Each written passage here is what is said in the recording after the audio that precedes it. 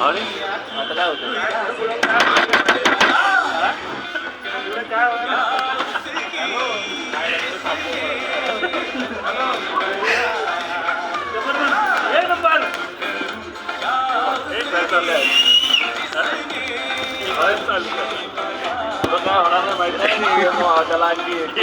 बाबू तुम्हाला सोडा तुझ्या आईची तुम्हाला सोडणार आहे.